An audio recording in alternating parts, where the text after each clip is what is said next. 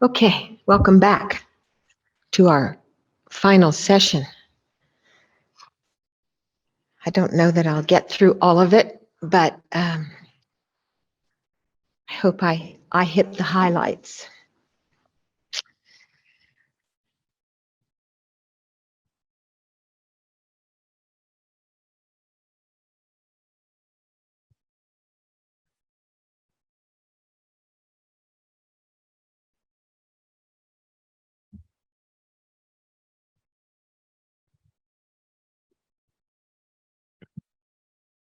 I'm thinking of the second song at lunch. Can we sing now? Didn't we already sing? No, we didn't sing Happy Birthday. No, I didn't even think of that. I knew we were having birthday cake for Charlene. And normally that would be the first thing I would think, where's the candle and where's the song? But somehow it felt like we were supposed to be praying over our cake again, offering our cake again. Probably not. Anyway, anyway, these things come again in the mind and laugh. There's a saying that says, "Blessed are those who can laugh at themselves, for they shall never cease to be amused."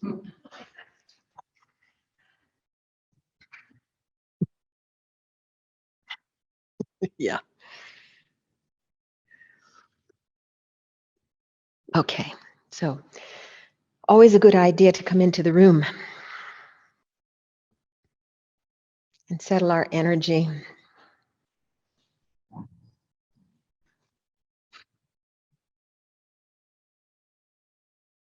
Coming into present moment awareness.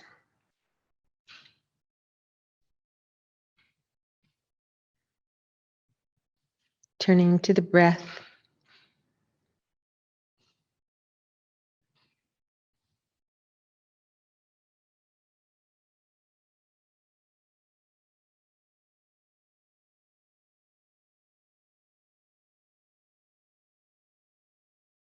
Breath is always available as an anchor to bring us back to this present moment.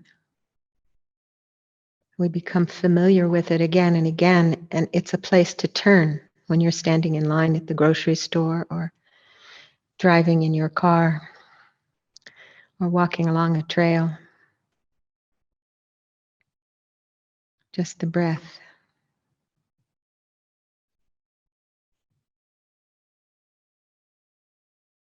Brings a sense of peace and calm and relaxation as we attend there.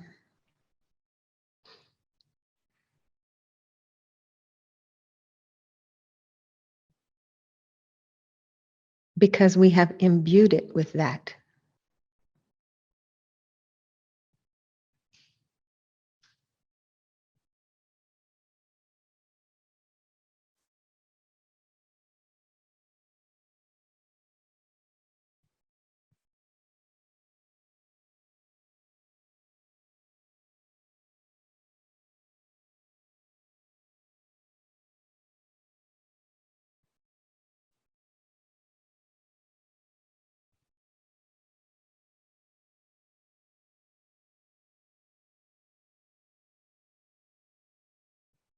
And as the mind settles into its peaceful state, resting in momentary present awareness, know that when we look at an experience, a thought or feeling or emotion, we may not find anything, but it may feel like something is there.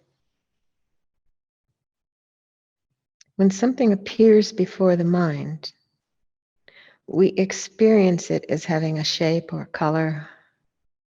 We look at that mind of appearances, mind appearing in this way.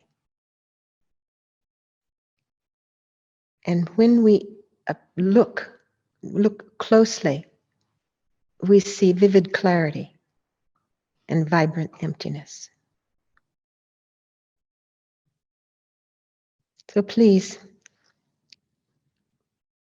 Direct your attention inward.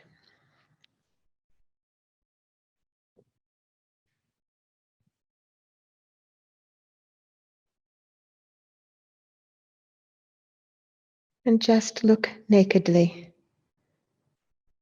at the nature of the present mind.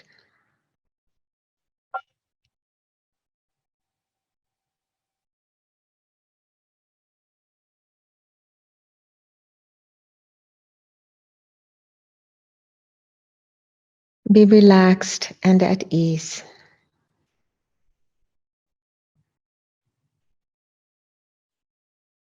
In a state of looking, and then naturally settle.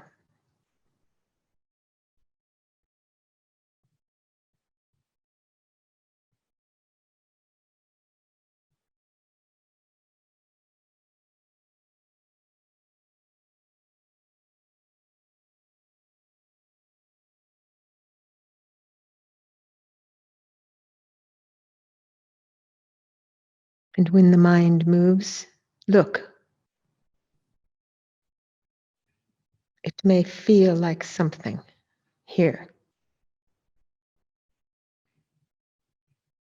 What kind of something?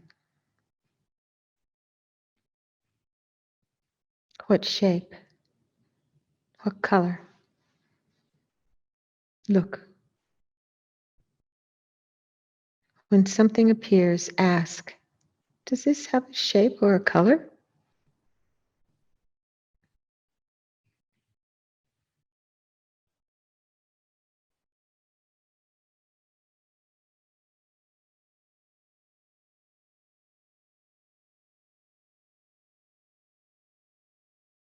What is the color and shape of the mind? Just look.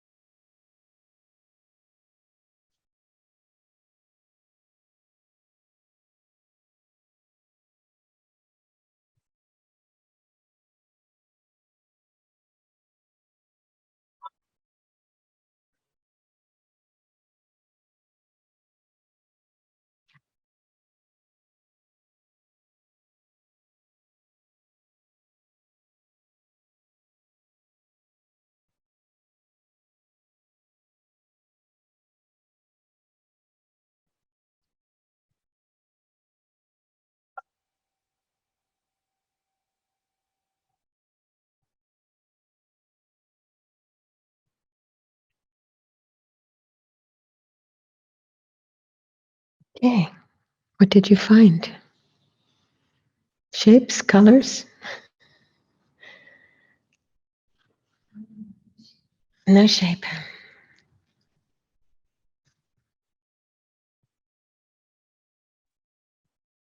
Half a bubble. As a bubble. Okay. Like a bubble. Half a bubble. Half a bubble. Yeah, my crown is a bubble and it's clear. That was the shape. It's interesting, isn't what we conjure? Yes. Okay. All right, good. Anybody else? Please.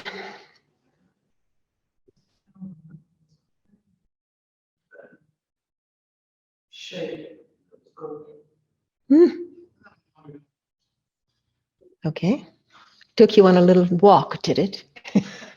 You had a golden shape that took you here and there. Mm-hmm. Mm-hmm. Yeah. We don't see if we don't look.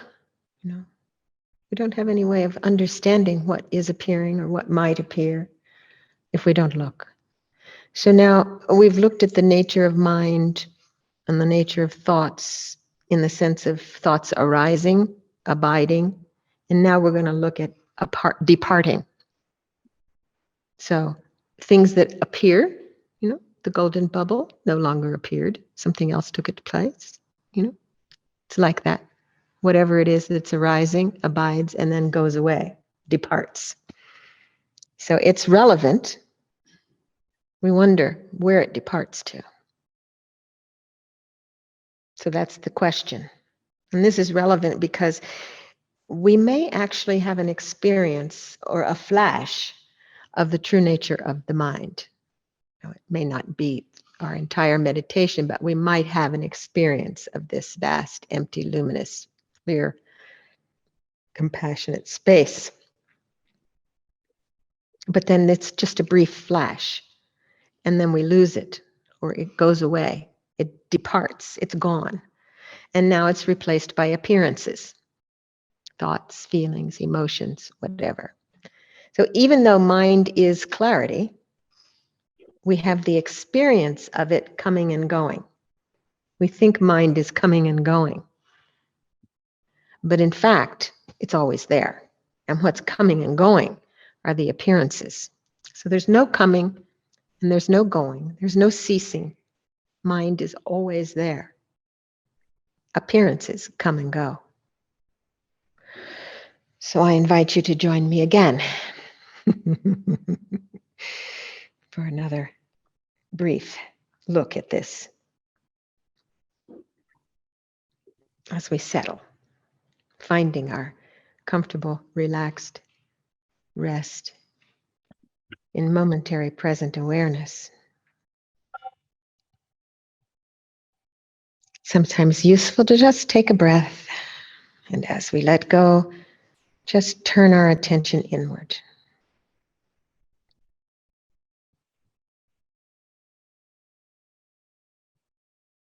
And look nakedly at the nature of the present mind.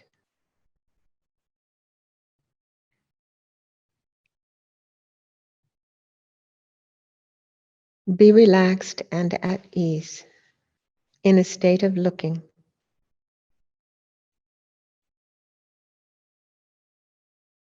And then naturally settle.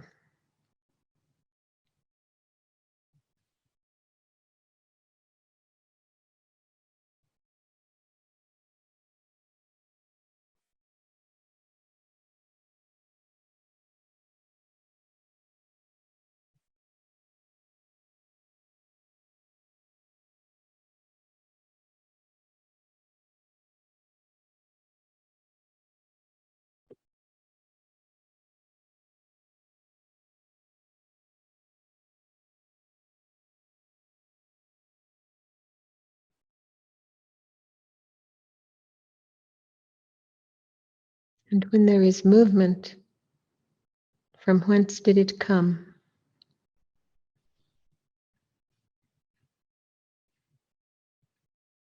Where does it abide?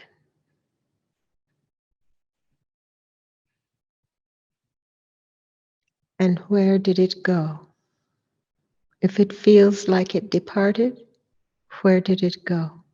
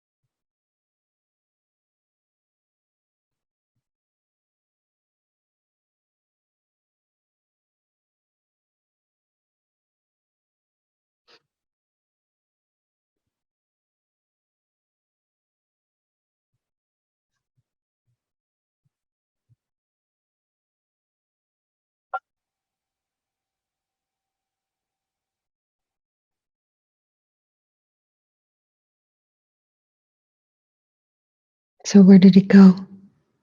Did anything arise? Did something arise? Or was everyone resting in total naked awareness with no arisal? Then there was gross dullness. It wasn't subtle. Went beyond subtle dullness into gross dullness. It's nice snuggling in, isn't it? You know, sometimes the fourth stage of meditation, one thinks that you've reached samadhi, you know, because it's cozy. But really, it's just dullness.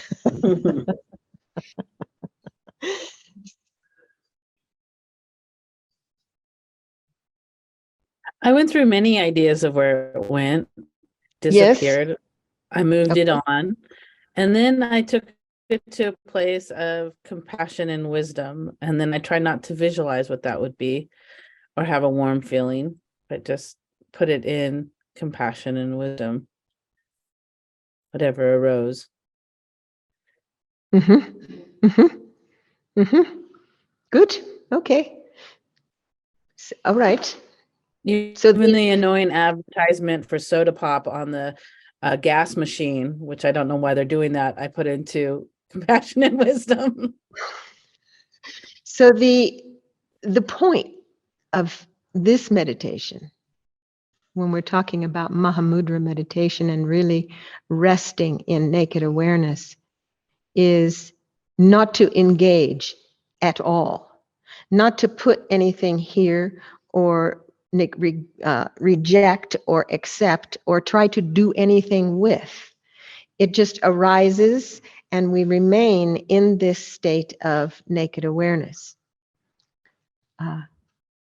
We want to do something virtuous, obviously this is something that we try to do, and we're learning about compassion and love and all of that. So that's a virtuous mind state and a way to think about things, to transform thoughts. But this isn't about transforming it. It's about allowing whatever arises to arise and stay within naked awareness and see, not allowing the mind to become what did I call it? Not subdued. Well, no, when someone is seduced, not to be seduced by a thought or a feeling or an emotion or whatever it is, to try to do something with it. We're not doing anything with it. We're just allowing it. Say, oh, just seeing its nature. Because when we allow it, we see that it does not stay. It arises. It's definitely, we are aware of it. It has an appearance, but it will just go right back. It will depart. And when we see that in our meditation, then we might have courage to be able to see irritation arise and let it be, or see fear arise and let it be, knowing that it will not stay. No emotion or feeling or thought can stay unless we give it energy.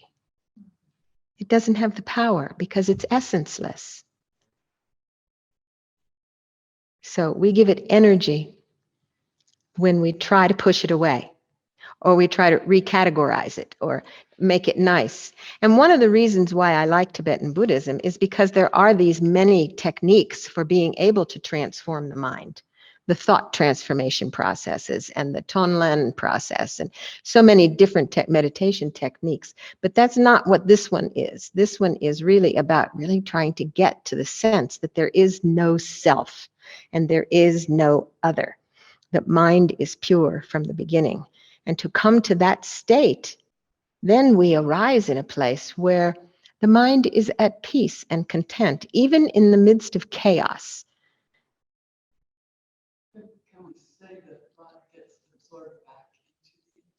That's exactly it. Just does. If you leave it alone, if you leave it alone.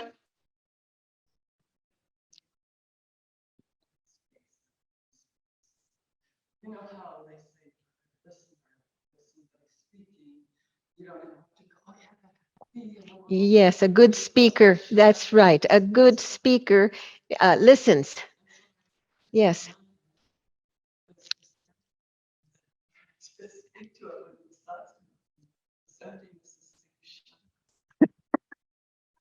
Right. Be silent. The emptiness is a good listener. It's just be silent. Yeah, be silent. Yes, it is like that. It is like that. That's really good. Yeah.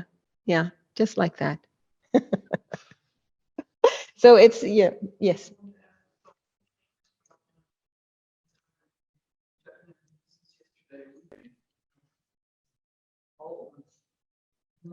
Then I started to tell a story about it. I said, no, I'll probably do it.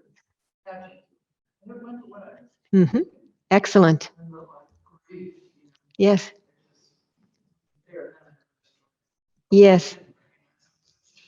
Yes. So when we recognize our story and we just let it be alone, leave it alone and don't write the next chapter, then it's the end of the story.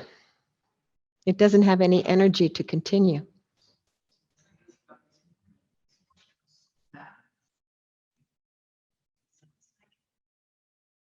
I was so annoyed and angry. And we were the very last one.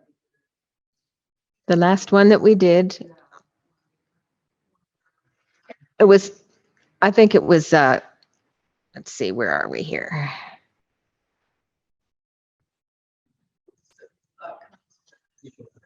Yeah, where does it stay? Yeah, where does it abide? Where does thought abide was where does thought live? Where does it abide? I hate this. I never like to do it. I'm not going to do it. Isn't that funny? But I did a little bit. Oh.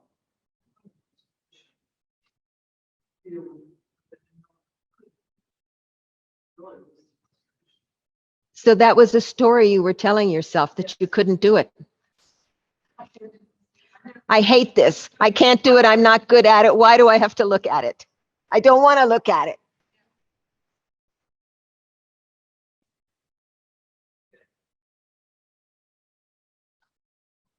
It's pouring rain.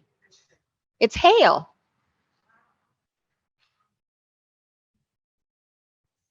It is really interesting when we see that there are various things that arise in our mind, but you see what's arising is impermanent. You see, that's something also to remember, that it arises, it abides, and it leaves. But we think it's true that we can't do, when it's coming, true, I can't do this.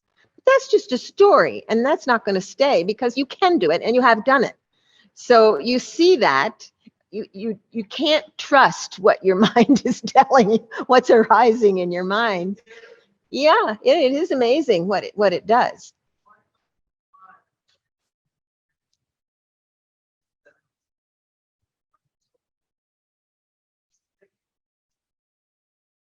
Perseverance, conjuring this clarity, this I can intention, setting the intention at the beginning to say, to direct your mind, I'm going to go on to that, I'm going to go into that, I'm going to direct my mind there, and I'm going to stay for that period of time. 5 minutes is a good period of time, and breaking and coming back and going back and doing it again, and then, you know, and then again. So it's excellent to do, and it's short enough that you don't get so frustrated that you have to like leave the room.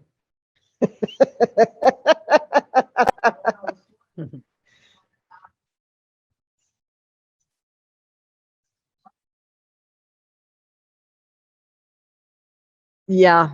Well, there will come a time when you're resting in the nature of mind and you see the nature of your mind and you go, wow, I want to rest there. I want to stay there. You do want to stay there. Wow, these are some big hailstorms. These are big. These are like marbles. Hope your cars are okay.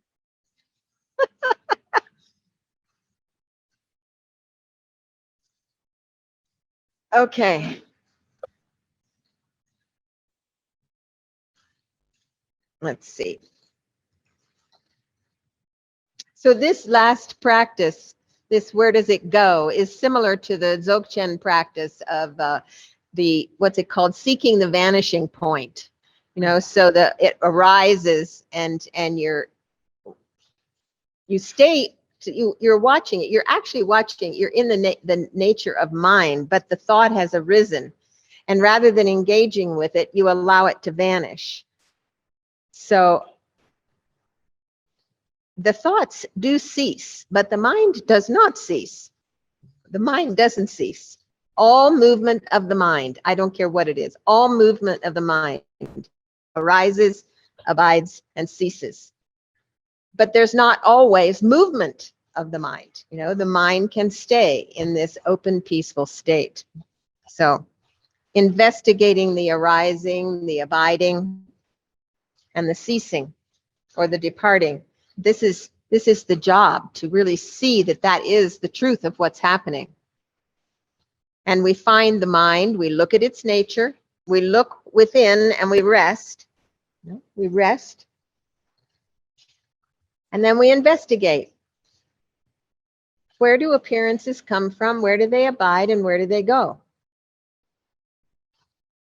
And this is what I mentioned. We assume a strong intentional position of not following, not transforming, not negating, not accepting, just allowing. And we find that they cannot stay. You know, they say they're self-liberated. We don't have to do anything to them. They will be liberated on their own. So we have to, it's really important to do this exercise of resting in the natural state of mind, to be able to recognize it, to be able to recognize that it's here, it's right here. It's basically with us all the time. This state of mind, this peaceful, natural, awake, aware, luminous, clear, totally clear, and anything can appear. It accepts, it reflects, doesn't accept, it reflects whatever appears, whatever appears. And then we pause, you see, in this present moment awareness. We just rest there. We just rest there in this present moment of awareness. Ponlop Rinpoche said, he said, have you ever been on an occasion when you've gone out without your mind? You can leave your wallet, but you can't leave your mind. Mind is here, always present, always with you. And mind's nature is always with itself. Mind's true nature is always with itself. And that mind's nature never leaves. And that's nature is non-conceptual emptiness. It's non-engagement. And it's complete freedom of mental engagement. You see, we're not ever engaging. That mind does not engage. That mind is open, free, pure, clear. So if we bring our attention inward and experience mind itself without any mental engagement, without any mental activity, the mind will naturally settle. Like an hourglass, it will naturally settle into its own state with no thought, naturally. Then you need ngar. You need to straighten your spine. And actually, truth be told, Mahamudra meditation is done with the eyes open. So we'll do some of that, and I'll say that because we're not closing the sense doors and the eyes are open. And that's helpful to keep from mental dullness. It's helpful. It keeps in the Tibetan tradition, it says we're gazing at the in-between, but the eyes are open. And what the visual is just this clarity. It's the mind that we're looking at. We're not looking at anything out there. It's just the mind. It's more difficult to do in a group. So if it's yeah.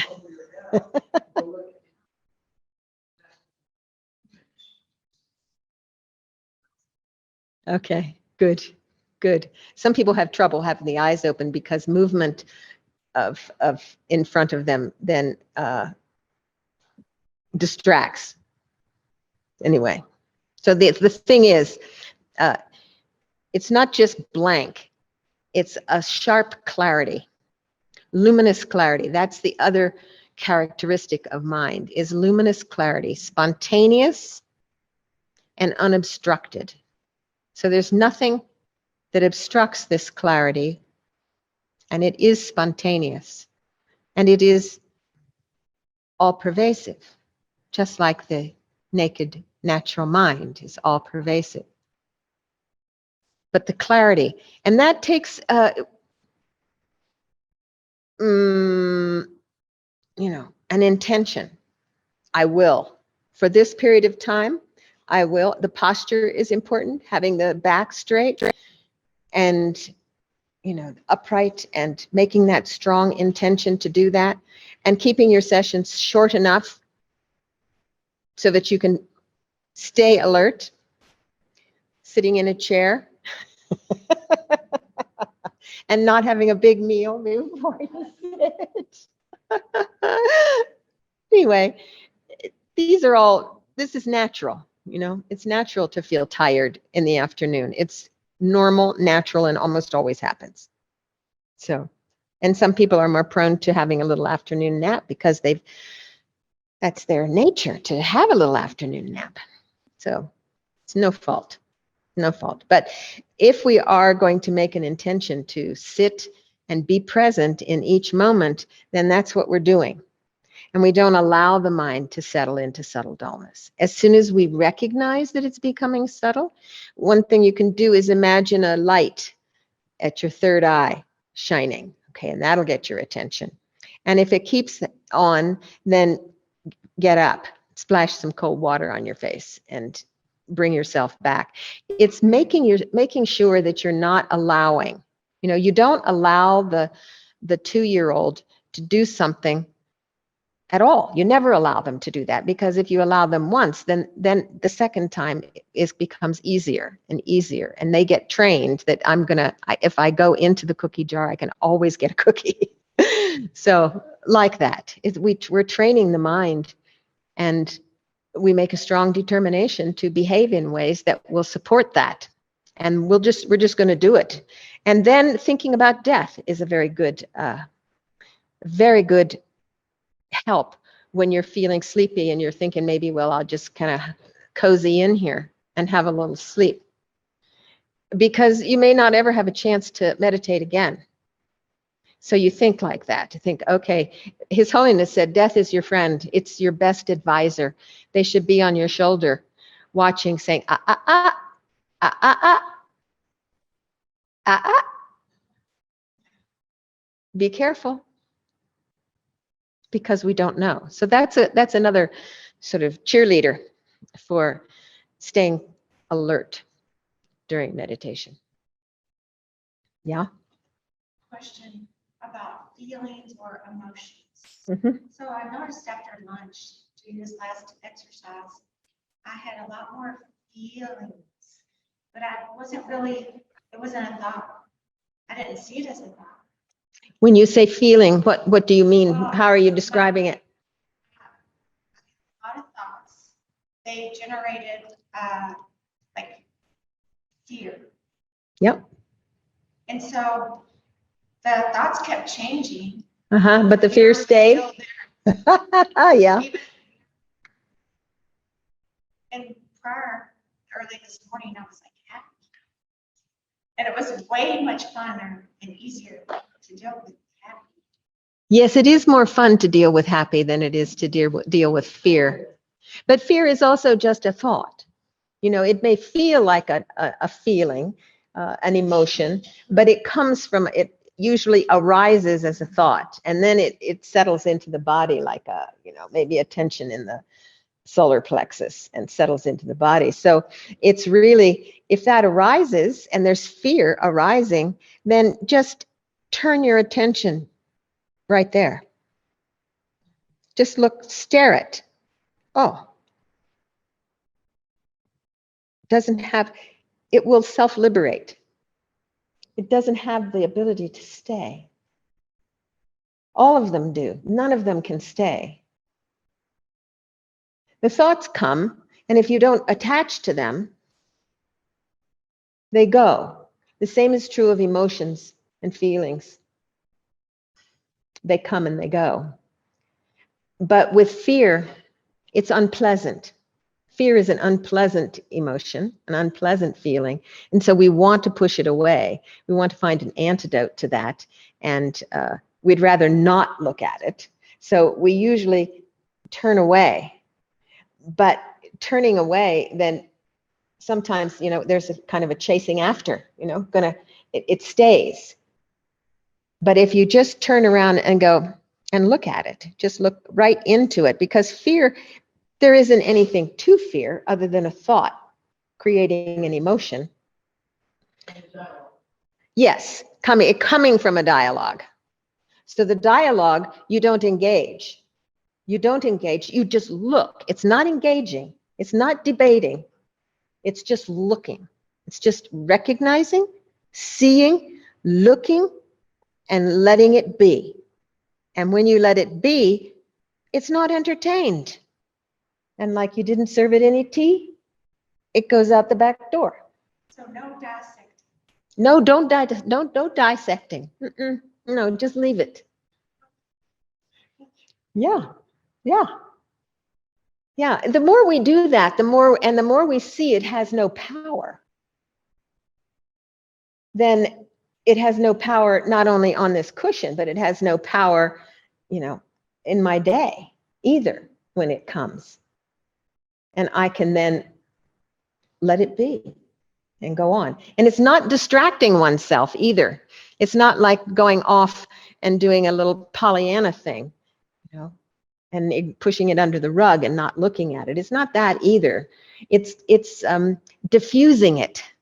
It's like taking its energy out of it by just staring at it.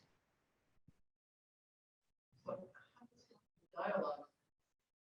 How to stop the dialogue with the fear.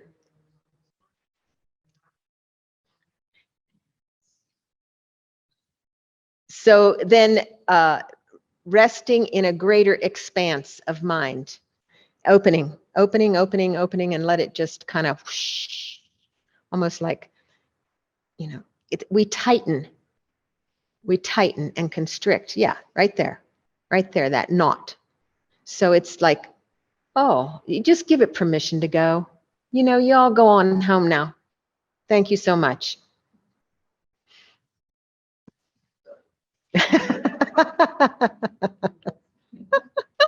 Yeah, it doesn't have any nature, any self-nature. It can't exist on its own.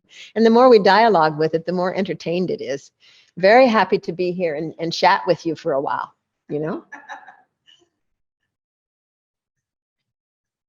Yeah, yeah.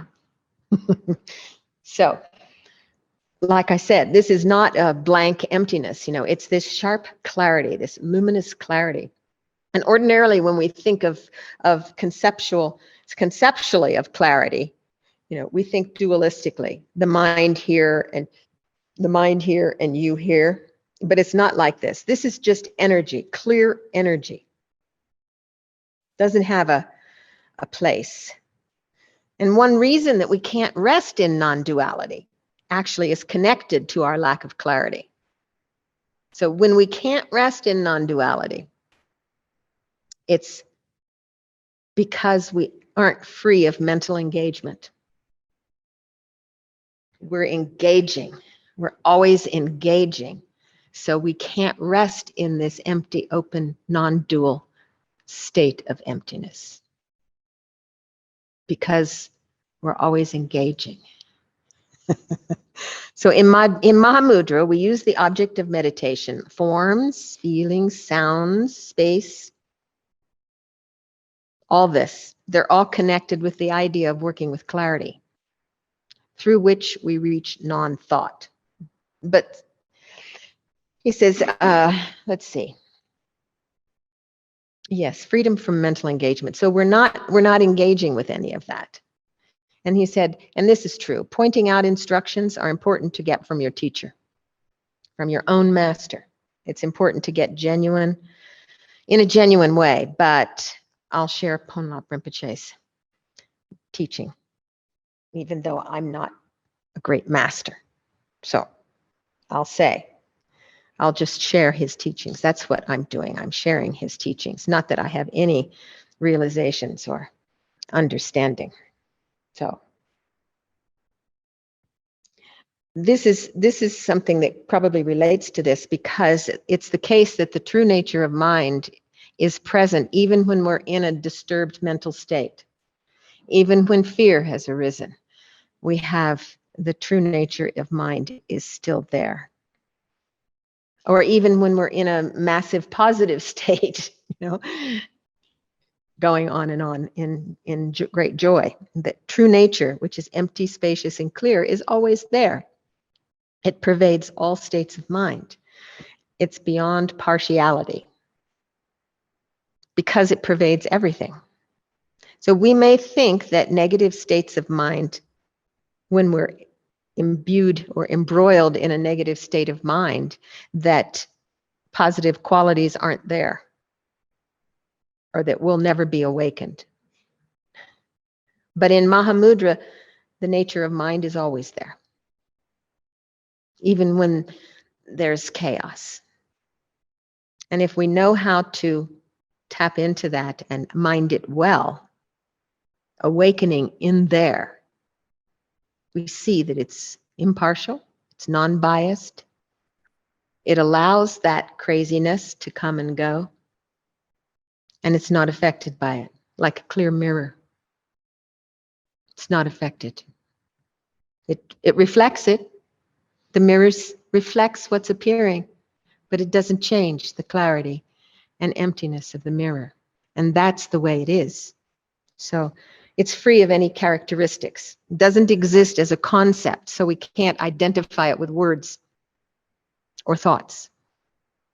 It's an experience, an inner experience of wakefulness, of spaciousness. So there's a Zen koan. When we look, it's not there. When we don't look, it's there. So what is it?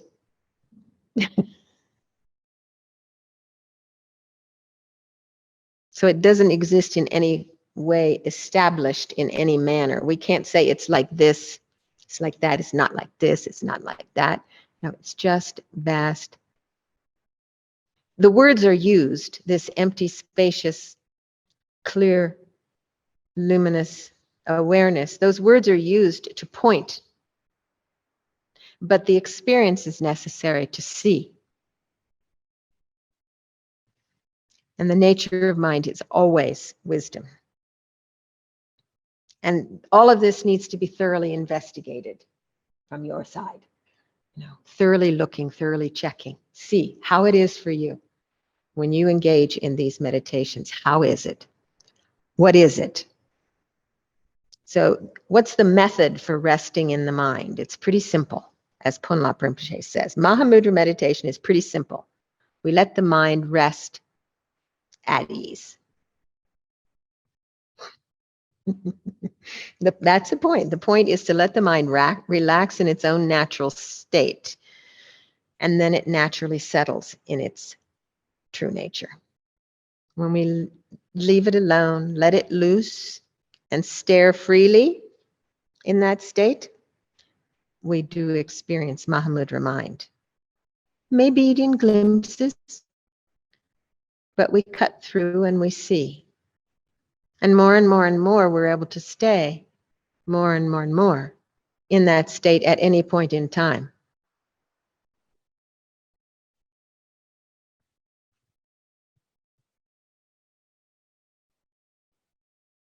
One Mahasiddha said, in all situations, not mentally engaging the three times, meaning past, present, and future, remaining in the natural state, free from extremes, and sustaining that, just that, that's what we call meditation. And Milarepa says it's not meditation, it's familiarizing. It's familiarizing with perfection. Perfection. Familiarizing with perfection. Familiarizing with freedom from mental engagement. Becoming familiar what it's like to have no mental engagement. Just clear, spacious, empty, pure, blissful. Becomes more and more blissful when we recognize that we're not buffeted here and there by whatever is arising in the mind. Becomes more and more pleasant, and we want to sit. We want to go there. We want to be in that state and habituate the mind in that state so that we have a stability about us. And it's an offering. to others, to have that kind of a mind, not to fly off the handle when things didn't go the way it was supposed to go. Then it affects others around you to be more subdued and more loving and more kind when our mind becomes more subdued, more loving and kind. And we develop more friends, more people want to be around us instead of the crabby one who's always complaining about this and that and the other thing. That one, she has to go to bed. So recognizing the importance of seeing when we understand the nature of mind and we see how engaging in, we could say, speech that's like judging, criticizing, and we see the effect of that. If we have the ability to be mindful and we see something come out of our mouth and we watch the reaction around us as a result of that, say that was not skillful. No, I don't want to do that anymore. But if we don't have mindfulness, we're blown by the winds of habit and karma and delusion, thinking that this is what really true. What's happening out here is really true, and I don't like it. This is how we can live a happy life, by transforming our mind through the power of looking. What is this nature of mind? So not engaging with anything whatsoever is important. When we see something that we think is perhaps unfair, it's unfair. What's going on? That's unfair. And we really don't have it's an idea that we're projecting onto some situation, but we don't have any way to change that. We would like to see it differently, but we have no way to change that. So then we must conjure up a state of equanimity. We have to be able to accept what we can't change. And that's hard. But that comes from the ability to recognize the true nature of our mind. It's not up to me to go try to solve that unfairness when I can't, when I don't have I want to, I might want to, but I can't. And I accept that. And therefore, I'm able to be at peace. It doesn't mean that I like it, but I can be at peace. I don't have to engage. So Milarepa says, when we say it is becoming familiar with mental non-engagement, that is the resting spot. Mental non-engagement.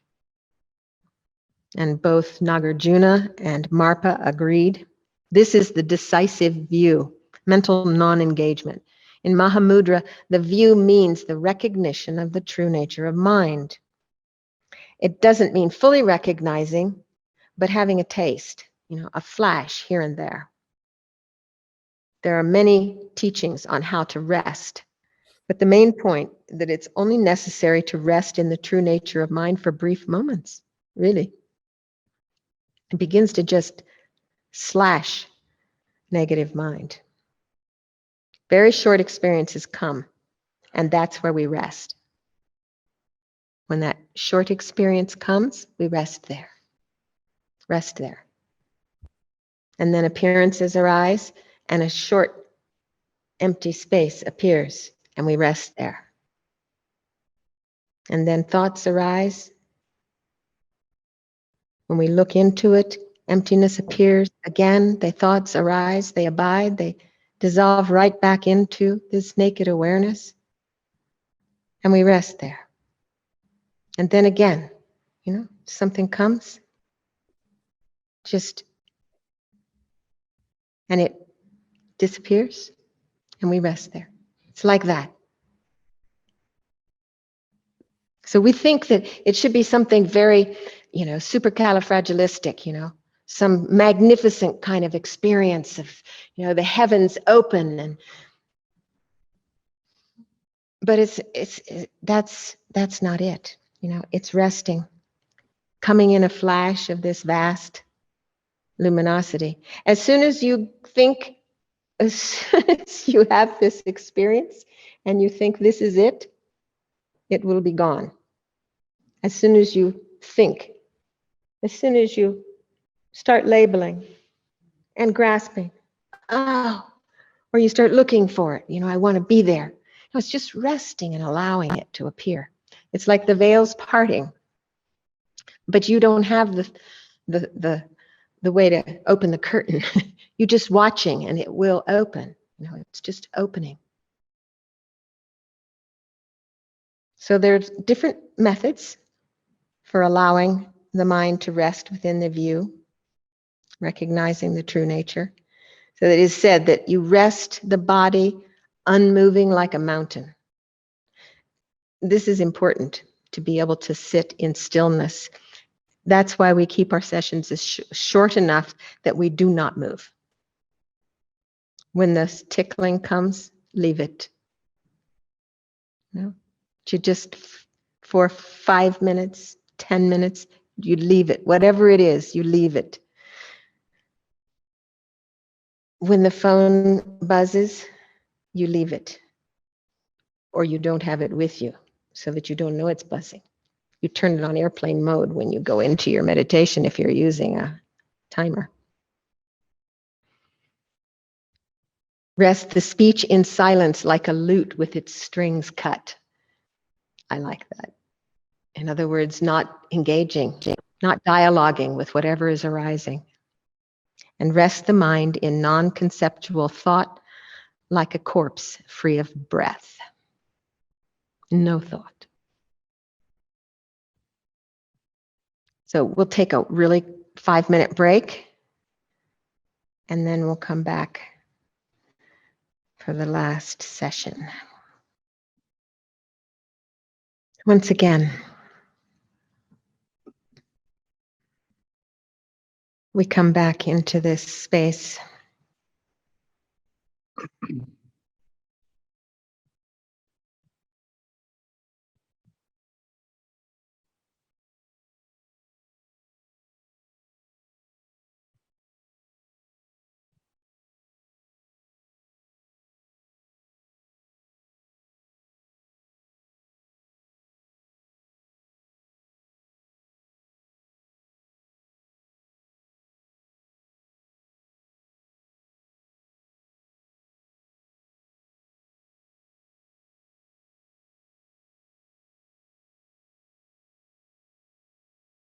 Leaving behind the past, not fantasizing about the future, and not analyzing the present.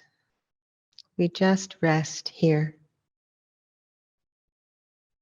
in momentary present awareness.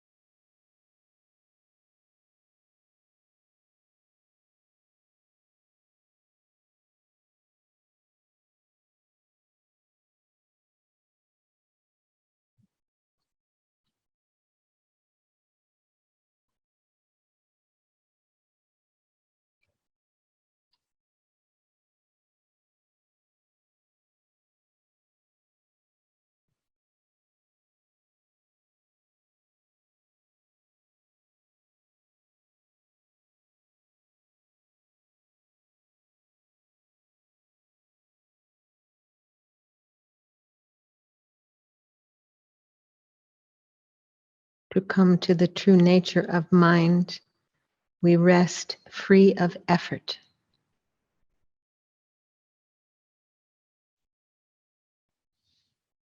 Without any sense of achieving or accomplishing anything.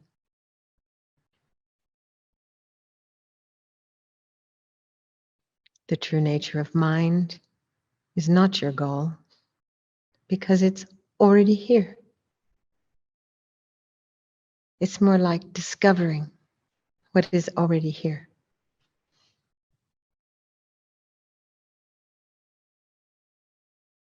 In the beginning, we need effort, and then we rest in the meditation.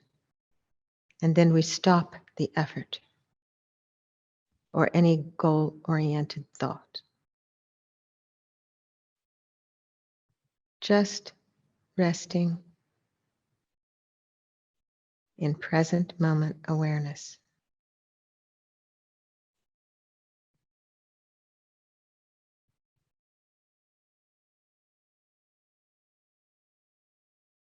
The highest king of all meditation is depth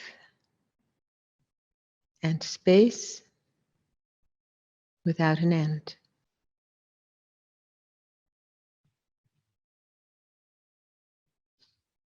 The highest king of all activity stays here, doing nothing.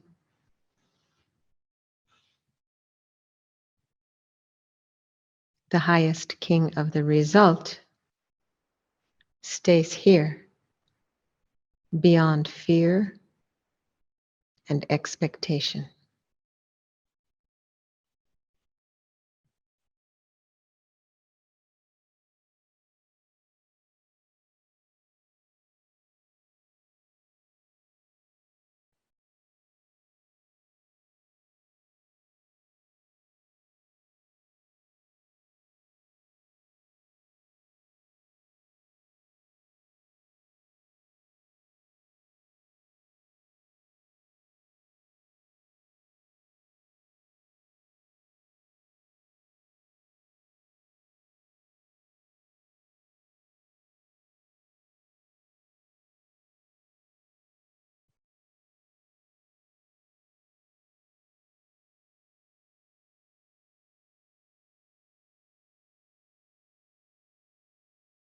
Vast luminous awareness.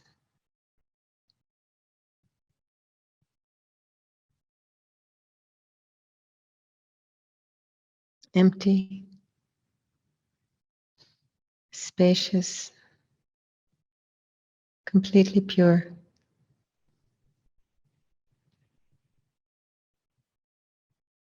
Non-engaging.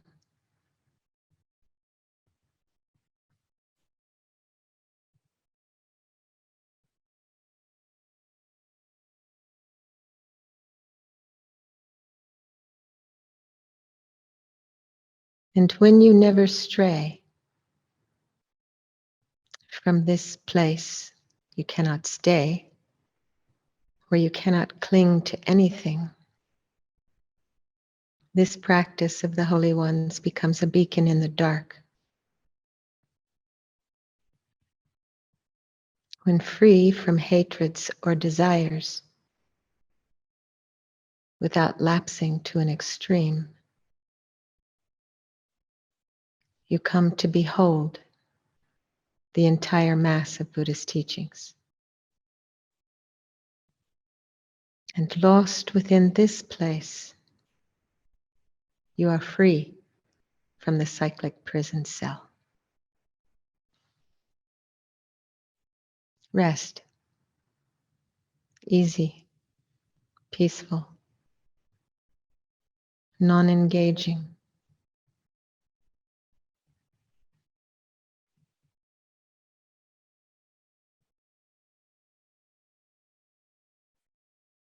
In momentary present awareness.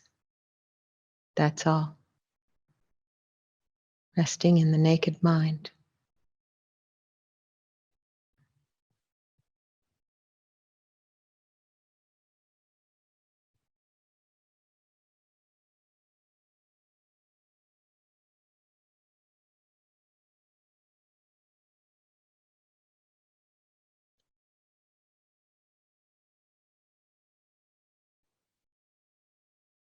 Stay in the luminosity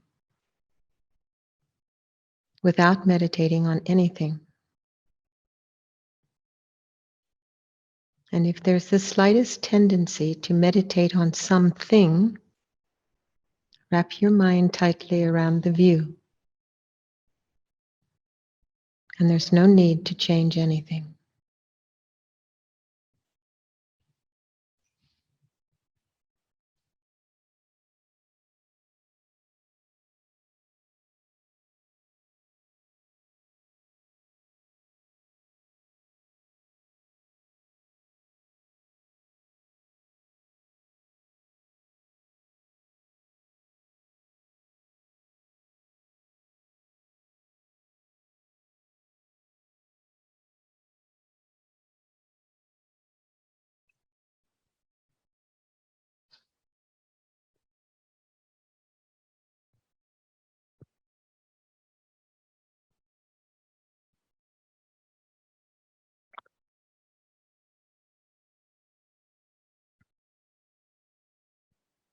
So resting free of effort is one of the 6 methods for resting in the view. The view of naked awareness within which everything is contained. Ultimate and conventional reality. So ordinarily we set goals. The true nature of mind is not your goal because it's already here. Saraha said the uncontrived mind itself, the natural state, is the Dharmakaya, the truth body. One will not achieve the yoga through a mind of contrivance, through conceptualizing. And Nagarjuna said, do not conceptualize anything. Be free of fussing and fidgeting. Rest loosely within the natural state, free of contrivance, free from effort, like an eagle soaring in the sky, resting without movement. That is resting free of effort. And then resting free of movement is the second. So like an ocean or a body of water free from waves, free of agitation or dullness. This is primarily aimed at agitation, the busy mind. So how do we rest free of movement? How do we rest free of agitation? We begin by saying, I am not going to move. And as we let go, the mind will rest firmly. We shouldn't bind our mind. We should let it go. Release our mind. Relax our mind. And then we'll be able to abide free of movement. It's the initial strong intention to attend without distraction that serves to keep us on course. The key point is not to pay attention to the movement of thought, but rest naturally settled within the true nature of mind itself. And if we do that, we will come naturally to rest in a state of non-movement. And the third one is to rest while holding luminous radiance. So a luminous clarity, I think. We rest with a vivid bite of awareness, is what Ponlop Rinpoche said, a vivid bite of awareness. So really kind of this ngar is the Tibetan term for it, Ngar. It's a strength. And before we were emphasizing the free flow of agitation. So here we're emphasizing more the free flow of dullness.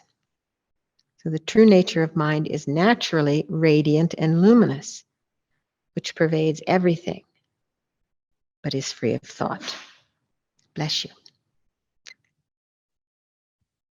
And this clarity that is the property of the true nature of mind is an inner luminosity.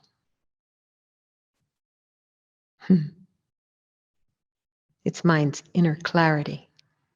And we strengthen that inner clarity with Mahamudra meditation. And the method is not closing the 6 sense gates, not closing the eyes, but we don't conceptualize what appears.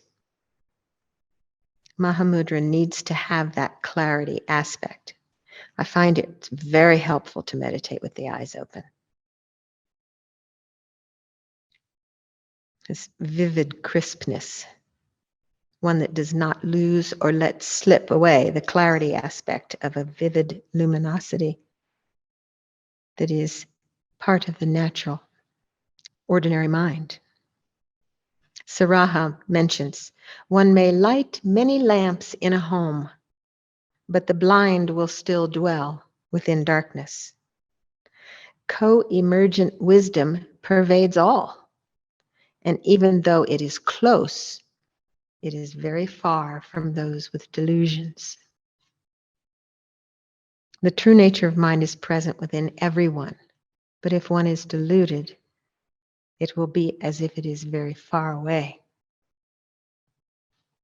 The method is being held by radiance or luminous clarity, bright appearance, bright emptiness and wisdom, like a blazing sun in a cloud-free sky. That's the third method. Resting free of fixation is number 4. There are 6. This naturally follows and is connected to radiance. When radiance dawns, we should refrain from fixating on that. It's like a small child doesn't fixate. It's just kind of amazed. For us, it's like just being kind of amazed. Remain like a small child, it says. Excellently cast off all thoughts. Milarepa said, rest in the natural state like a small child. This is the meditation luminosity, free of fixation. The 5th is resting, self-arisen, self-liberated. Here, whatever thought arises, we recognize as mind and understand they are a dynamic energy and the play of the true nature of mind. In his Ganges Mahamudra.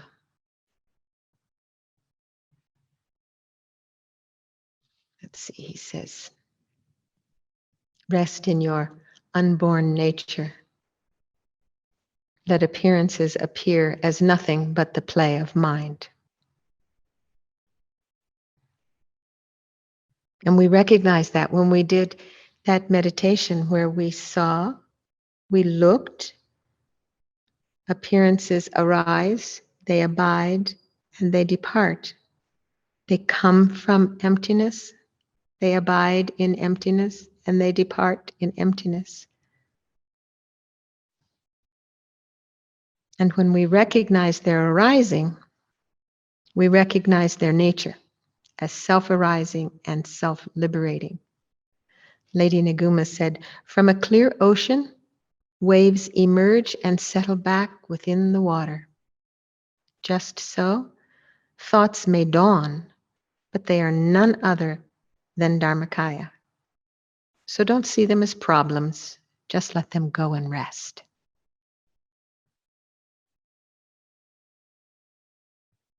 And another yogi suggested, when you look at the clear, bright ocean and the waves rise up and dissolve back down, don't you know this is the Lama teaching you that thoughts are Dharmakaya?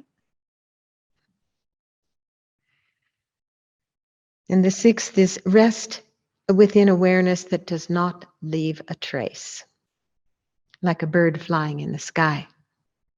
When appearances dawn, rest without a trace. If we remain, the appearances will naturally settle. We let them rest without a trace. Resting in a way that no notion of somewhere to rest or someone resting, something to meditate on or someone meditating. Resting is free of any fixation that would leave a trace or a footprint. Remembering that quality of no fixation, we don't ruminate over the past, we don't fixate on the present, and we don't fantasize about the future. And knowing these 6 qualities helps us have a correct view, a correct meditation on this mind. They're handy methods. They naturally direct the mind to actual reality without deviation. So we might ask, what keeps us from being fully present? The idea of a need to do something else? Planning, judging, boredom, entertained by the flow of thought, or not being well? And what prevents us from being fully relaxed? Anticipation, reacting to thoughts or thinking mind, a sense of the self doing something. And what happens when you let go of the commentary in your head? What would you say? What happens when you let go of the commentary in your head? Mahamudra appears. Yeah? Good. Yeah. Yeah. When we let go of the commentary.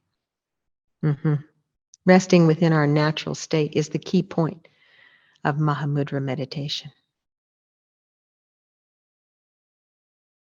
So then there comes how to correct misunderstanding or the straying mind.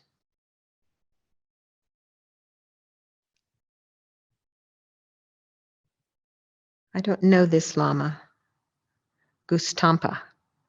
He speaks of conduct as follows. Through meditation on ordinary mind, we gain wisdom of realization, and we sustain the wisdom of realization free from distraction through meditation. The conduct is to take the very realization as the path. So the first point is, if we hope in an upward way toward the state of Buddhahood, that is a misunderstanding. That is going astray.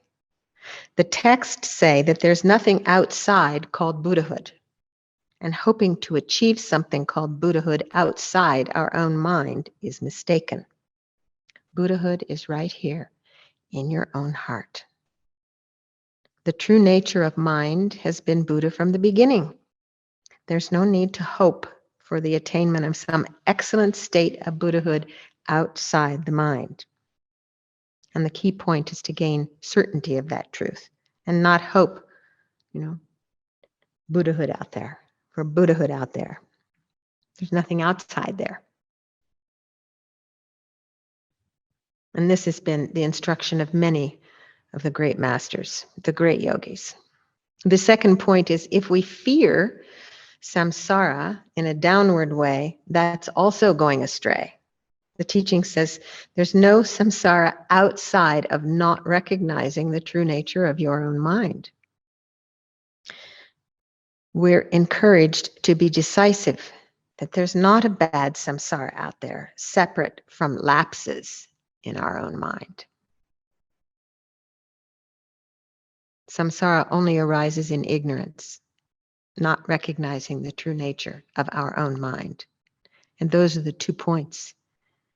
There are hope and fear. And in the Ganges,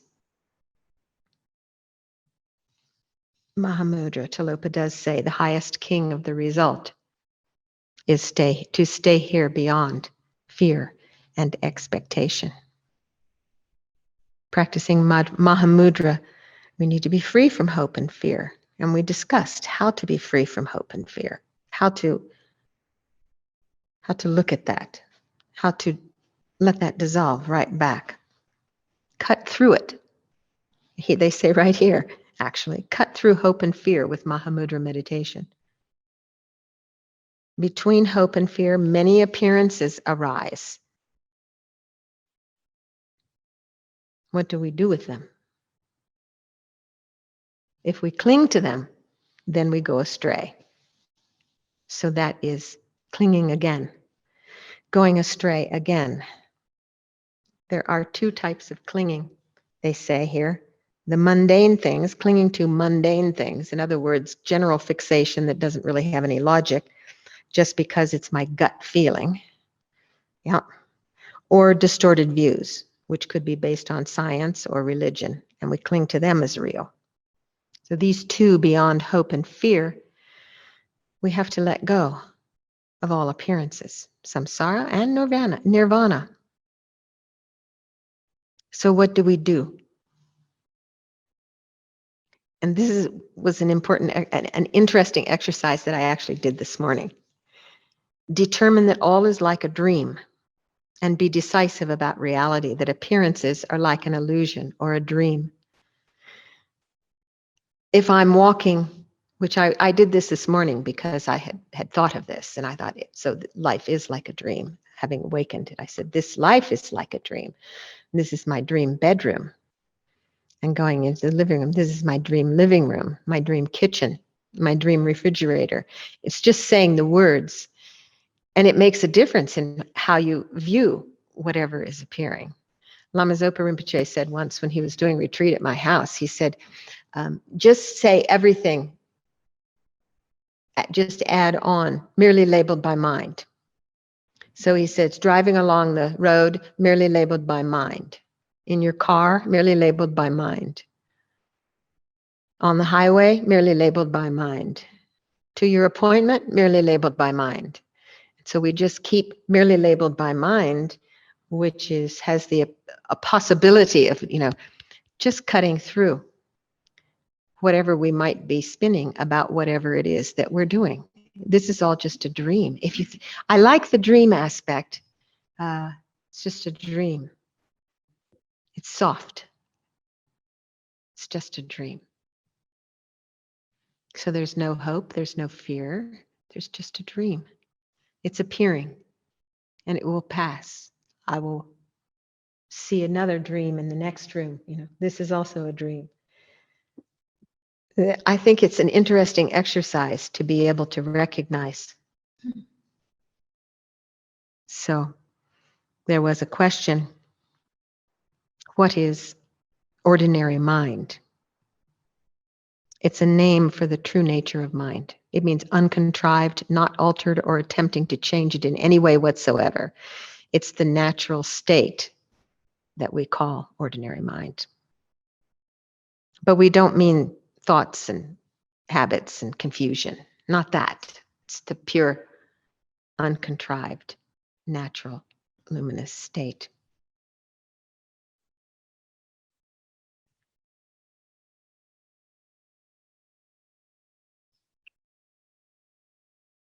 And that was the third way to correct, is to see appearances as dreams or illusions.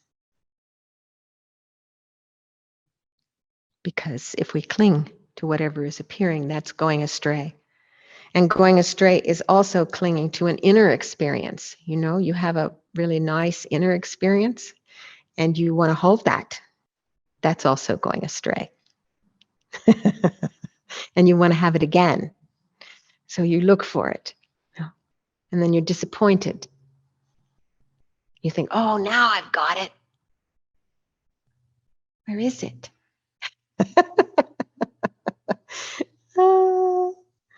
So even though the true nature of mind is as described, we have to observe and respect karmic cause and effect.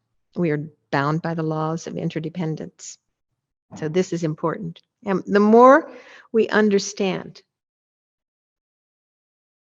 the nature of mind, the more we understand cause and effect. The more we see what arises and why, and how important it is to mind our actions of body, speech, and mind. Padmasambhava says, even though our view is as high as the sky, our conduct should be as fine as flower. We must pay attention to every detail and be kind and compassionate. So there, and Ponlop Rinpoche said this when I said, Jiminy Crickets, accentuate the positive, eliminate the negative, and don't mess with it between. So he says there's a famous verse. He doesn't say that. He says, the ultimate co-emergent wisdom is the imprint of gathering the accumulations and purifying the obscurations. And this arises due to the timely methods of the glorious Guru. So I thought that was interesting. I thought to sing when I read that. So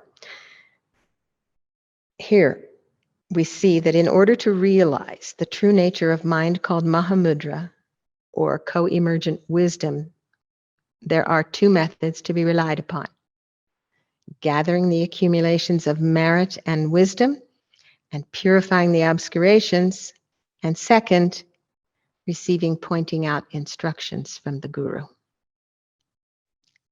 with blessings. And then the very last, I think it's the last one, the last point. The fifth point is, if you can give rise to kindness to another, you accumulate immeasurable merit just by that. So that's important. Not like it's politically correct to be kind, but because you feel it in your heart. So we grow that sense of really wanting to be kind. As a matter of fact, Ponlop Rinpoche has at the end of his website, Go Kind. I loved that. At the end of the retreat, he said, Go Kind. And I said, that's so beautiful, because it's engaging kindness. It's not just be kind, but go kind. I just think that's really, really wonderful. And it says, if you feel it in your heart, when it comes from your heart, you see a difference in your meditation. You see a change in your meditation. It doesn't have the same effect if you're doing it for your social media profile. So these are the points for cutting through the ways of going astray from the nature of mind. That's hope, fear, attaching to appearances, attaching to the inner meditative experience, or thinking that karma, cause and effect, are not important. So those are the main points. Free from hope, free from fear, free from attachment to appearances, free from clinging to the inner experience, and free from denying cause and effect. So I think, I could go on for hours, I think. But I think the rest we'll have to leave for another time.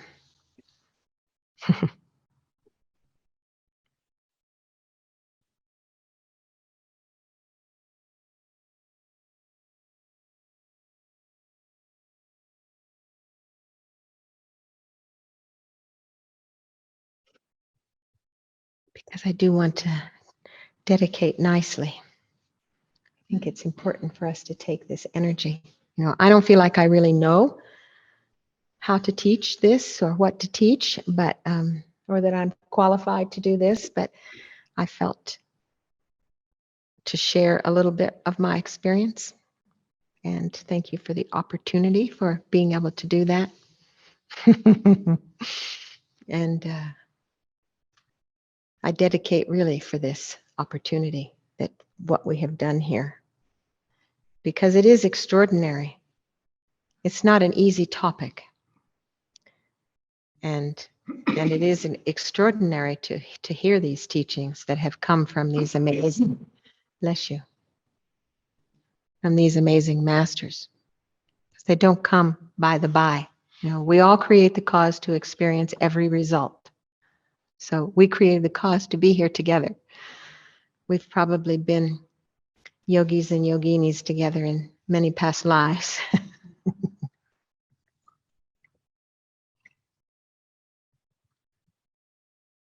So I thought to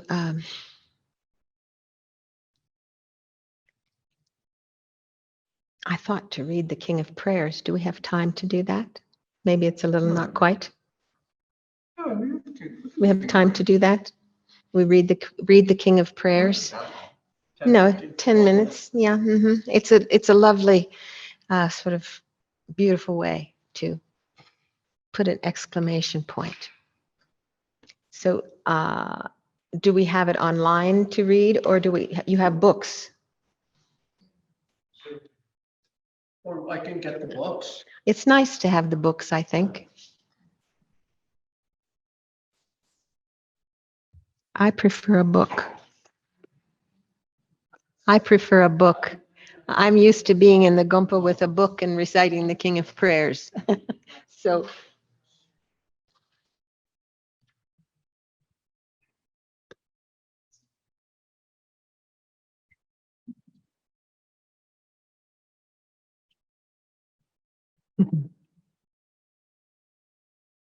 So would you say it's a good idea for us to listen to them? Oh, if you'd have time and you would like to, he's a wonderful teacher. I totally would recommend that if you can register for his Mahamudra teaching. I'm sorry that I won't be there this Tuesday. This is Venerable Renee. Mhm. Yes, I admire him too. Right.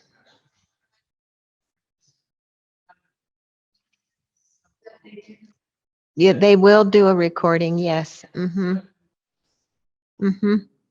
Yeah, I'll be flying this Tuesday, so I won't be available to watch it.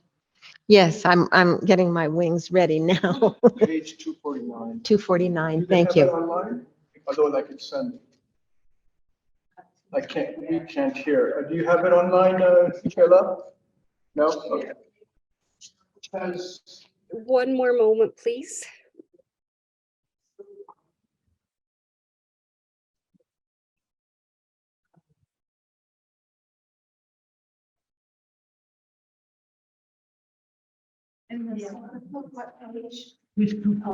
I don't see it on page 249. Guess again.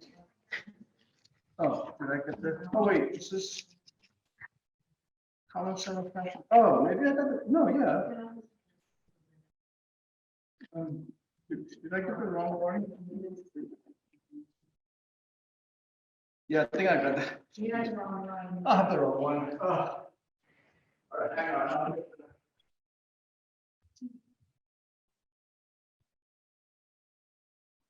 No rushing is allowed. Easy going, slowly, slowly, no problem. I'm on page 249 at this point. Okay, that's your 249 is your memory, right? Yeah, I saw it in there, so.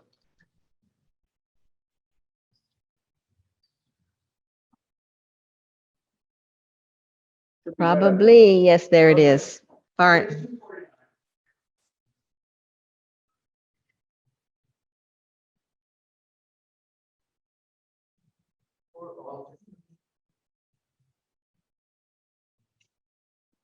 And I need to go. Oh, venerable.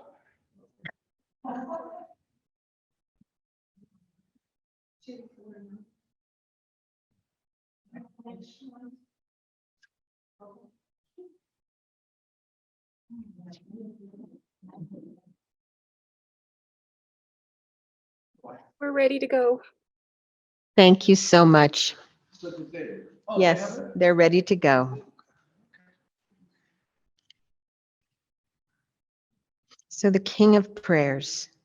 I bow down to the youthful Arya Manjushri, you lions among humans gone to freedom in the present, past, and future, in the worlds of 10 directions. To all of you with body, speech, and sincere mind, I bow down. With the energy of aspiration for the Bodhisattva way, with a sense of deep respect, and with as many bottoms as atoms of the world, to all you Buddhas visualized as real, I bow down. On every atom are Buddhas numberless as atoms, each amidst a host of bodhisattvas, and I am confident the sphere of all phenomena is entirely filled with Buddhas in this way. With infinite oceans of praise for you and oceans of sound from the aspects of my voice, I sing the breathtaking excellence of Buddhas and celebrate all of you gone to bliss. Beautiful flowers and regal garlands, sweet music, scented oils and parasols, sparkling lights and sublime incense, I offer to you, victorious ones. Fine dress and fragrant perfumes, sandalwood powder heaped high as Mount Meru, all wondrous offerings in spectacular array, I offer to you, victorious ones. With transcendent offerings peerless and vast, with profound admiration for all the Buddhas, with strength of conviction in the Bodhisattva way, I offer and bow down to all victorious ones. Every harmful action I have done with my body, speech, and mind, overwhelmed by attachment, anger, and confusion, all these I openly lay bare before you. I lift up my heart and rejoice in all positive potential of the Buddhas and Bodhisattvas in 10 directions, of solitary realizers, hearers still training, and those beyond, and of all ordinary beings.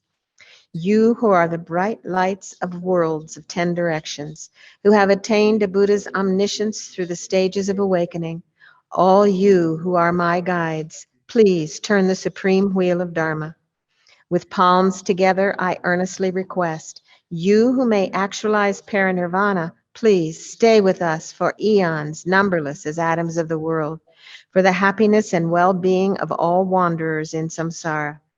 Whatever slight positive potential I may have created, by paying homage, offering, and acknowledging my faults, rejoicing and requesting that the Buddhas stay and teach, I now dedicate all this for full awakening.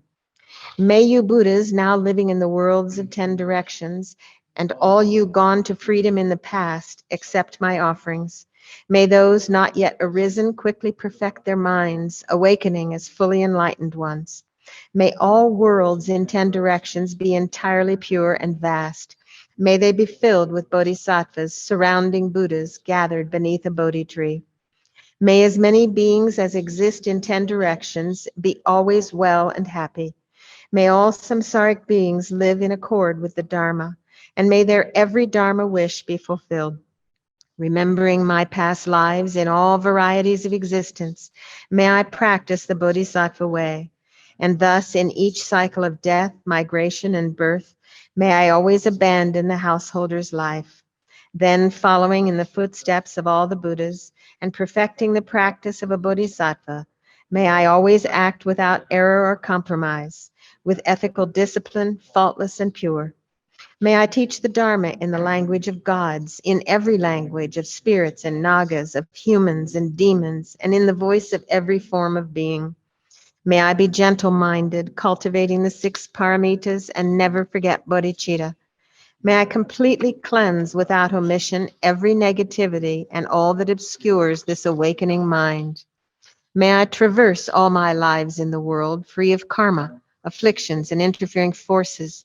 Just as the lotus blossom is undisturbed by the water's wave, just as the sun and moon move unhindered through the sky, may I ease the suffering in the lower realms and in the many directions and dimensions of the universe.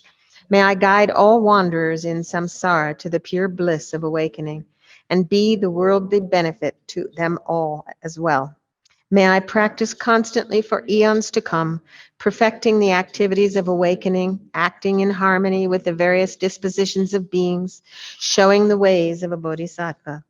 May I always have the friendship of those whose path is like mine, and with body, words, and also mind, may we practice together the same aspirations and activities. May I always meet a spiritual mentor and never displease that excellent friend who deeply wishes to help me and expertly teaches the Bodhisattva way. May I always directly see the Buddhas, masters encircled by Bodhisattvas, and without pause or discouragement for eons to come, may I make extensive offerings to them. May I hold within me the Buddha's genuine Dharma, illuminate everywhere the teachings that awaken, embody the realizations of a Bodhisattva, and practice ardently in all future eons. While circling through all states of existence, may I become an endless treasure of good qualities, skillful means, wisdom, samadhi, and liberating stabilizations, gathering limitless, pristine wisdom and positive potential. On one atom I shall see Buddha fields, numberless as atoms, inconceivable Buddhas among bodhisattvas in every field, practicing the activities of awakening. Perceiving this in all directions, I dive into an ocean of Buddha fields, each an ocean of 3 times Buddhas in the space of a wisp of a hair. So I too will practice for an ocean of eons.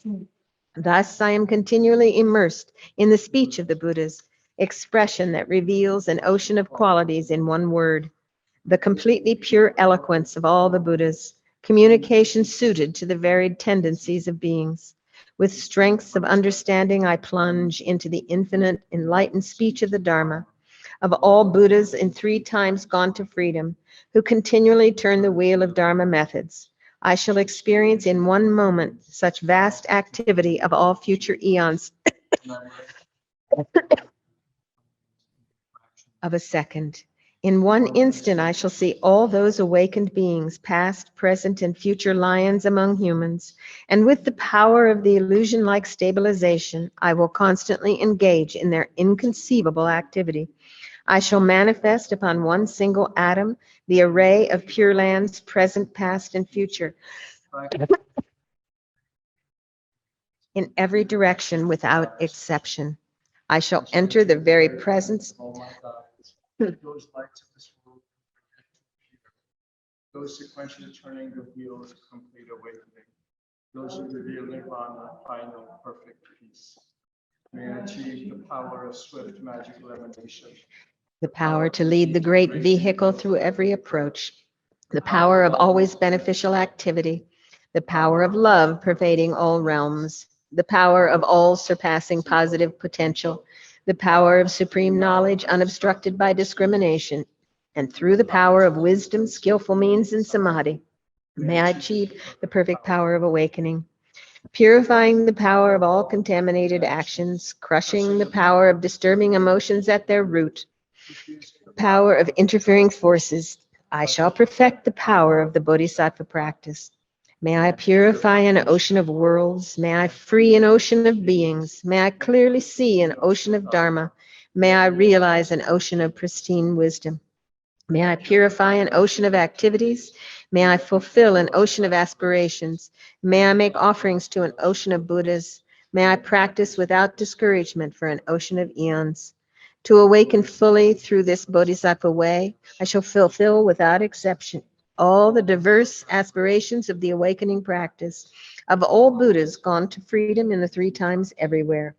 In order to practice exactly as the wise one called Samantabhadra, all-embracing good, the elder brother of the sons and daughters of the Buddhas, I completely dedicate all this goodness. Likewise, may I dedicate, just as the skillful Samantabhadra, with pure body, speech, and mind, pure actions, and pure Buddha fields, I shall give rise to the aspiration of Manjushri. For this Bodhisattva practice of all-embracing good, to perfect these practices without discouragement or pause in all future eons, may my pure activities be endless, my good qualities boundless, and through abiding in immeasurable activity, may I actualize infinite emanations. Limitless is the end of space. Likewise, limitless are living beings. Thus, limitless are karma and afflictions. May my aspirations reach be limitless as well. One may offer to the Buddhas all wealth and adornments of infinite worlds in 10 directions, and one may offer during eons numberless as atoms of the world, even the greatest happiness of gods and humans. But whoever hears this extraordinary aspiration and longing for highest awakening, gives rise to faith just once, creates far more positive potential. Those who make this heartfelt aspiration for the Bodhisattva way will be free of all lower rebirths, free of harmful companions, and will quickly see Amitabha, infinite light. And even in this very human life, they will be nourished by happiness and have all conducive circumstances. Without waiting long, they will become like Samantabhadra himself. Those who quickly give voice to this extraordinary aspiration will quickly and completely purify the 5 boundless harmful actions created under the power of ignorance. Blessed with supreme knowledge, excellent body, family, attributes, and appearance, they will be invincible to vast interfering forces and misleading teachers, and all the 3 worlds will make offerings. Going quickly to the noble Bodhi tree and sitting there to benefit sentient beings, subduing all interfering forces, they will fully awaken and turn the great wheel of Dharma. I have no doubt that complete awakening is the fully ripened result, comprehended only by a Buddha, of holding in mind the teachings, reading, or reciting this aspiration of the Bodhisattva practice. In order to train just like the hero Manjushri, who knows reality as it is, and just like Samantabhadra as well, I completely dedicate all this goodness just as they did. With that dedication which is praised as greatest by all the Buddhas gone to freedom in the three times, I too dedicate all my roots of goodness for the attainment of the Bodhisattva practice.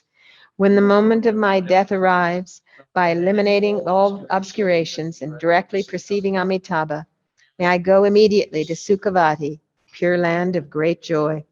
Having gone to Sukhavati, may I actualize the meaning of these aspirations, fulfilling them all without exception for the benefit of beings for as long as this world endures.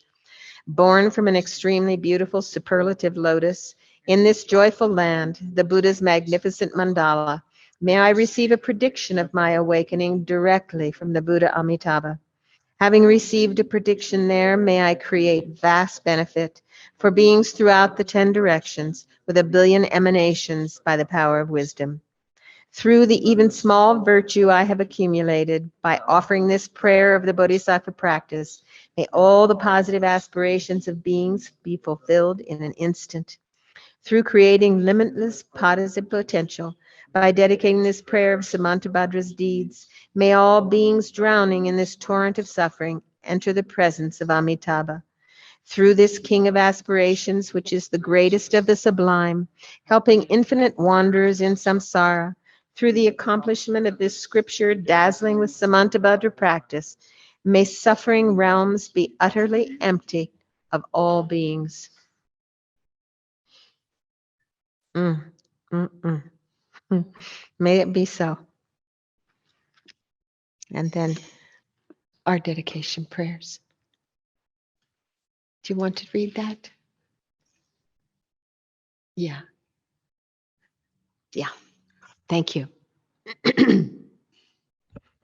By merit of this virtue, may I become Buddha and lead all beings, everyone, into that enlightened state. May the precious Bodhi mind not yet born arise and grow, and may that born not decline, but increase more and more.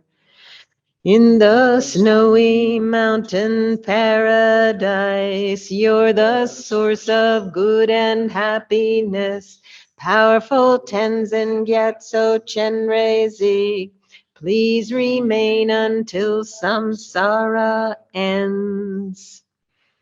Great upholder of the moral way, the bountiful bearer of all good, sustaining and spreading Buddha's words, expounding magnificent prayers.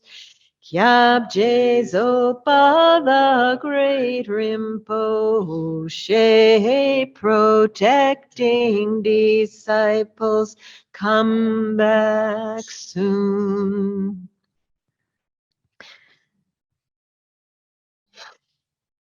Yeah, let's do Master Shantideva's prayer,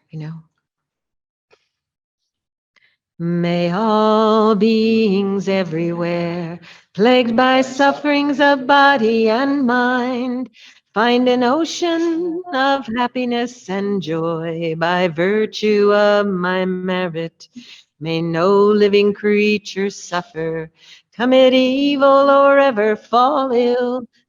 May no one be afraid or belittled with a mind weighed down by depression. May the blind see forms, the deaf hear sounds. May those whose bodies are worn with toil be restored on finding repose.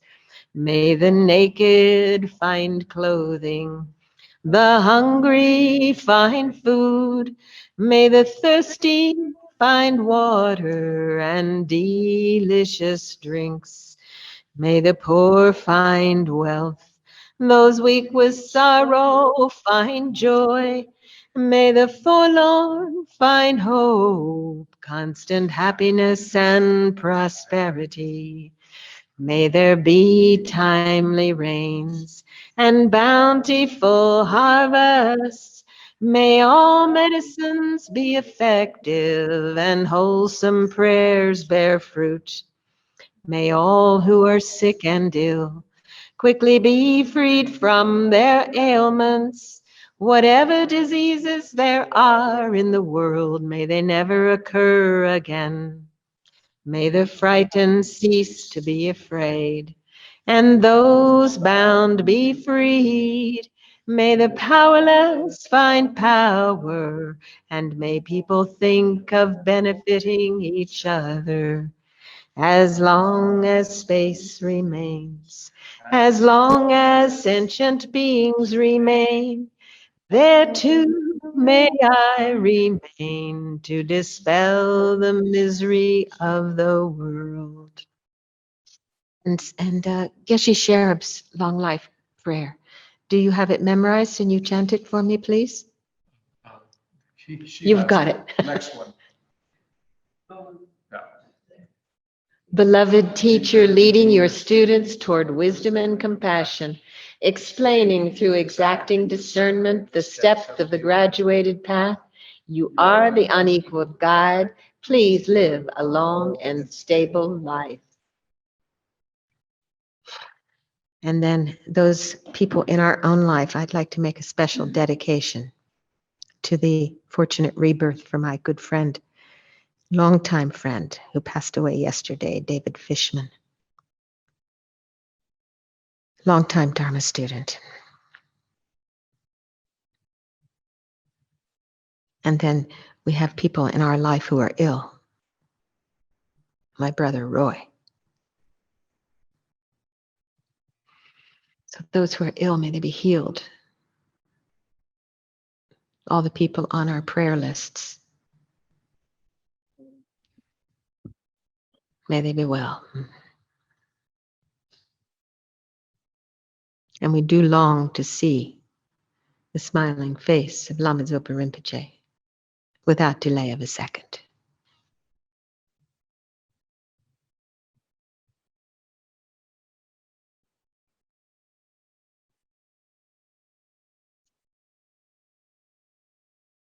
Thank you all very, very much.